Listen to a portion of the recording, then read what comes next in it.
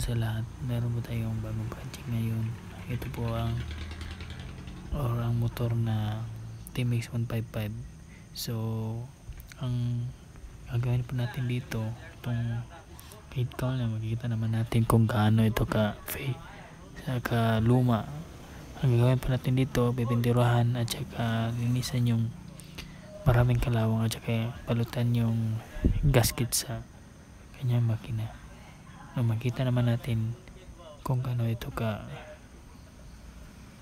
dumi.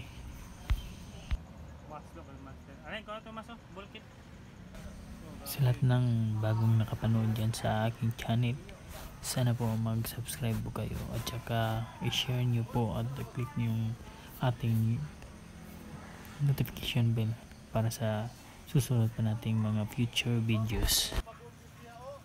Bago rin, buyos sa pod? Oo, saksak. Yate.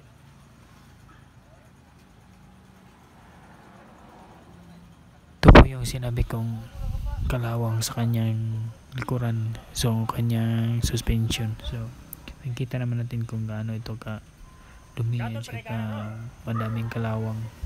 So dito naman sa kabila, ganun din, marami din kalawang itong trambucho niya. Ito, so makita naman ito yung suspension, napaka dami ng kalawang at saka kanya. Ito yung makina niya, so gaano kadumi. So lilinisan po natin lahat at saka pipinturahan at saka na din tangke. Ang daming kalawang, lilinisan po natin yan at saka pipinturahan. Ito na po tayo, nagsisimula na tayo sa paglilinis. Nililaan po natin yan ng 80 grit at saka finishing po yung ating 1000 grit na 3M na papel de liha.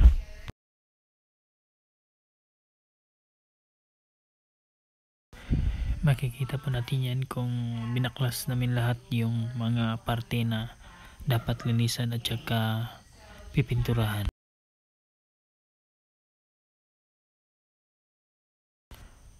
At ito na po yung ating finished product. Ito po yan, yung sinabi kong restoration. Napinturahan na po natin yung tangke ng gas at saka nalinisan na po natin. So manubilan niya, nalinisan na po natin. So pasensya na po kayo sa harap na mudguard kasi binadali po natin ang customer na kasi gagamitin na po niya yung motor. So hindi na natin yan na trabaho.